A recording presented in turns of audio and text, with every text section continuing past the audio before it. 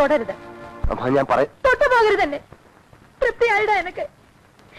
எங்க போனாலும் பிராமணனா இருக்கணும்னு சொல்லி அனுப்பிட்டு இப்போ போதும். இവിടുത്തെ வேலையும் வேண்டாம், அவரு மண்ணாங்கட்டியும் வேண்டாம். வேற வண்டி எதுக்கு நீ அவனை கூப்பிடுறாய்? உன்னை கொள்ளி வைக்கிறதுக்கா இல்ல அவனை கொண்டு போய் கொள்ளி வைக்கிறதா? மிண்டது கண்டவன் சவத்தை எல்லாம் தூக்கி அசுத்தம் பண்ணிட்டு வந்து நிக்கிறியே, நீ ஒரு பிராமணடா நாயே. என்ன மாமா நீ இப்படி எல்லாம் பேசுற? ஒரு பிராமணன் ஒரு உண்மையோட ஜடம் தோல் ஏற்றா மாற இடிஞ்சு விழுவா. பாத்தியா நீ பாத்தியா? செஞ்ச தப்பு கூட அவனுக்கு தப்பா தெரியுது பாரு. உன் உடல்ல கிடக்குது பூணுல புண்ணாக்கா. போதும்டா போதும். நான் உனக்கு மாமனம் இல்ல, நீ எனக்கு மருமகன் இல்ல. போடா போய் தொலை. கிருஷ்ணமூர்த்தி எதுக்குடா இந்த வேலை? விட்டுட்டு வந்துடுறா. தஞ்சாவூர்ல നിങ്ങളുടെ കേസ് ജയിച്ചു. உன் அப்பாவோட சொத்து ரிஷிஸ்தலம் தோட்டம் எல்லாம் திருப்பி கிடக்கிறதுக்கு கோടതി விதி வந்தாச்சு. ஆமாண்டா ஆமா. നിന്നെ കൊണ്ട് തഞ്ചാവൂരിലേക്ക് പോകാൻ വന്നതാ മാമി. ഇപ്പൊ തന്നെ പോവാം. വാടാ പോകാടാ. ഇല്ലടാ പട്ടാഭി, ഇപ്പൊ ഞാൻ ഇവിടുന്ന് വരാൻ പാടില്ല. ഇവിടെ ഞാനായിട്ടുണ്ടാക്കിയിട്ടുള്ള ഒരുപാട് പ്രശ്നങ്ങളുണ്ട്. അതൊക്കെ തീർക്കാതെ എനിക്ക് ഇവിടുന്ന് വരാൻ പറ്റില്ല. അപ്പോ ഞാൻ വിളിച്ചാലും നീ വരില്ല അല്ലേ? അമ്മ എന്നെ ശപിക്കരുത്. ഇപ്പൊ ഞാൻ അമ്മയുടെ കൂടെ വന്നാൽ ഇവിടെയുള്ള ഒരുപാട് പേരുടെ ശാപം എനിക്കുണ്ടാവും. അമ്മ പൊയ്ക്കോളൂ.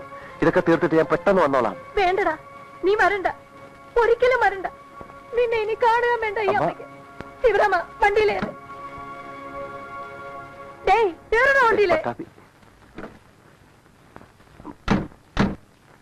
അമ്മ അമ്മ വണ്ടിയാണോ അമ്മ?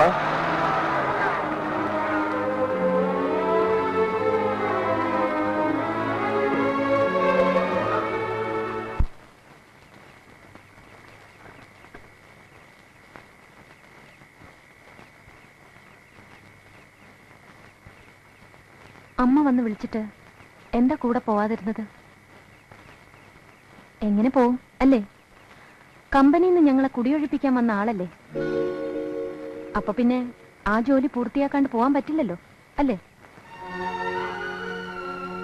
ഞങ്ങൾ എന്ത് തെറ്റിയിട്ടാ സ്വാമി ഈ ദ്രോഹമൊക്കെ ഞങ്ങളോട് ചെയ്തത്?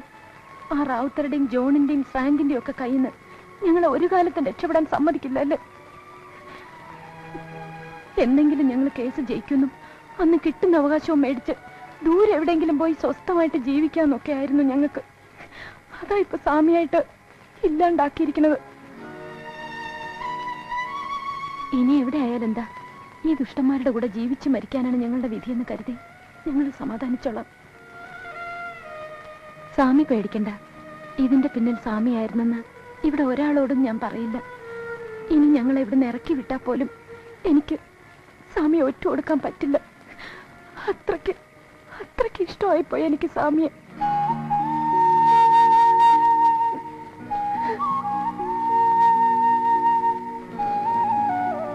ഇപ്പൊ സ്വാമി വിചാരിക്കുന്നുണ്ടാവും ഇതൊക്കെ ഞാൻ എങ്ങനെ അറിഞ്ഞുന്ന്. ഇവിടെ ഞാൻ അറിയാൻ ശ്രമിച്ചിട്ടുള്ളത് പോലെ വേറെ ആരാ സ്വാമി അറിയാൻ ശ്രമിച്ചിട്ടുള്ളത്? അങ്ങനെ എല്ലാം അറിഞ്ഞ കൂട്ടത്തിൽ സ്വാമിയുടെ മനസ്സിലുള്ള കള്ളത്തരം കൂടി അറിഞ്ഞുപോയെന്നേ ഉള്ളൂ. പിന്നെ ഒന്നുകൂടി ഞാൻ അറിഞ്ഞു, ആ മനസ്സിൽ ഒരിക്കലും എനിക്ക് സ്ഥാനമില്ലാന്ന്.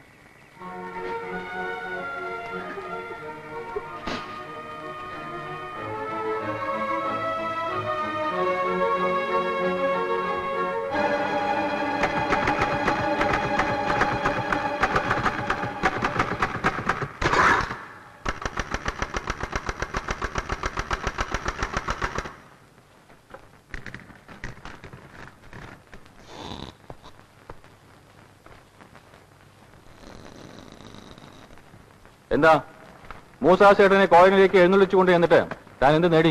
നേടിയത് മുഴുവൻ താനല്ലേ. ആ പാവം മനുഷ്യനെ കിടപ്പാടം പോലും ഇല്ലാതാക്കി പെരുവഴിയിലാക്കിയില്ലേ? തന്നോട് ദൈവം ചോദിക്കും. ചോദിച്ചോട്ടെ, എന്റെ കാര്യം ഞാൻ പറഞ്ഞോളാം. ഞാൻ ഒരാളെയെ പെരുവഴിയിലാക്കിയിട്ടുള്ളൂ. പക്ഷെ നീയോ 100 കുടുംബങ്ങളല്ലേ പെരുവഴി ഇറക്കിയിരിക്കുന്നത്. ഇത് കണ്ടോ, ഇത് നീ കോളനിക്കാരെ ചതിച്ചുണ്ടാക്കി തന്ന കരാറാ. ഇതുപയോഗിച്ചുകൊണ്ട് തന്നെ ഞാൻ അവരെ അവിടെ നിന്ന് അടിച്ചിറക്കും. 3 സെന്റ് പോയിട്ട് ഒരു നുള്ളു മണ്ണ് പോലും ഞാൻ അവർക്ക് കൊടുക്കില്ല. എടാ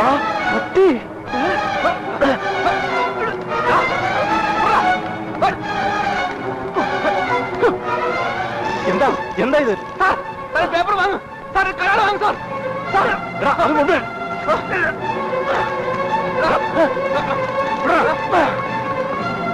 അതിന് താണ ഇന്നാ ഈ തരാൻ ഞാനായിട്ടുണ്ടാക്കി തന്ന കരാറ് അങ്ങോട്ട് ചെല്ലേ. കോളനി ഒഴിപ്പിക്കാനെന്ന് പറഞ്ഞ് നീയൊക്കെ കമ്പനി അവിടെ കെട്ടുന്ന എനിക്ക് കാണണം. എടാ തൊട്ടുപോരുത്. ബ്രാഹ്മണന് പുണ്യാഹം തളിക്കാൻ മാത്രമല്ല അടിച്ച് പല്ല് ഏർപ്പിക്കാനും അറിയാം.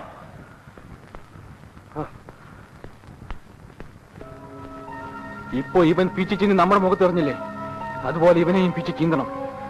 ആ കോളനിക്കാരെ കൊണ്ട് അവിടെ ഇട്ട് ഇവനെ പിച്ചു ചീന്തിക്കണം.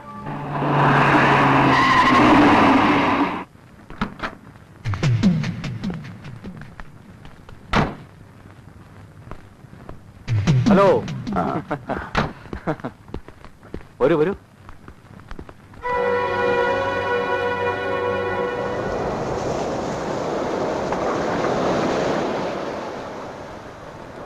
ഇനി നമ്മളല്ല പടച്ചുതമ്പുരാൻ വിചാരിച്ചാലും കോളനിക്കാരൻ രക്ഷപ്പെടത്തില്ല.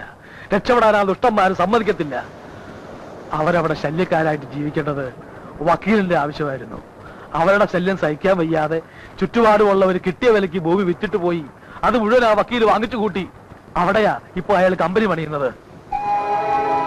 ഒടുക്കം അയാൾ കൊണ്ടുവന്ന ദുഷ്ടന്മാർ തന്നെ അയാൾക്കെതിരായപ്പോ അയാൾ തോറ്റു എന്നാണ് ഞാൻ വിചാരിച്ചത്. പക്ഷെ ഇപ്പം അതും നീയായിട്ട് തീർത്തു കൊടുത്തു. ഇനിയിപ്പോ അയാൾക്ക് എന്താ, ആരെ പേടിക്കാനാ? ചേട്ടു ഇല്ല, അയാൾ വിചാരിക്കുന്ന പോലെ ഒന്നും നടക്കാൻ പോകുന്നില്ല. ഞാൻ നേരെ ഇപ്പൊ പോകുന്നത് ആ കോളനിയിലേക്കാണ്. അവരോടെല്ലാം ഞാൻ തുറന്നു പറയും. എല്ലാം തീർത്തിട്ടേ ഞാൻ ഇവിടുന്ന് പോകും. എല്ലാം. കൃഷ്ണമൂർത്തി,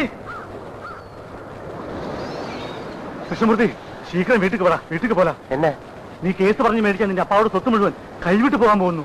എന്താ നീ പറയുന്നത്? ഇടാ, നിനക്ക് പകരം തഞ്ചാവൂരിലേക്ക് പോകാൻ പോകുന്നത് എന്റെ അപ്പാവാക്കും. കടിച്ച സ്വത്ത് മുഴുവൻ അവരുടെ പേരിലാകും. നീ അമ്മാവും പെരുവഴിയിലാകുണ്ട. ഇപ്പൊ നീ നാട്ടിലേക്ക് വന്നില്ലെങ്കിൽ പിന്നെ ഒരിക്കലും വന്നിട്ട് കാര്യമില്ല. ഞാൻ വരാം. നീ ഒരു കാര്യം ചെയ്യ്, നാട്ടിൽ പോയി അമ്മയും കൂട്ടിയിട്ട് ഇങ്ങോട്ട് വാ. ഇവിടെ നമുക്ക് ഒരുമിച്ച് തഞ്ചാവൂർക്ക് പോവാം. അതിനു മുമ്പ് എനിക്കിവിടെ കുറച്ച് ജോലി കൂടെ ബാക്കിയുണ്ട്.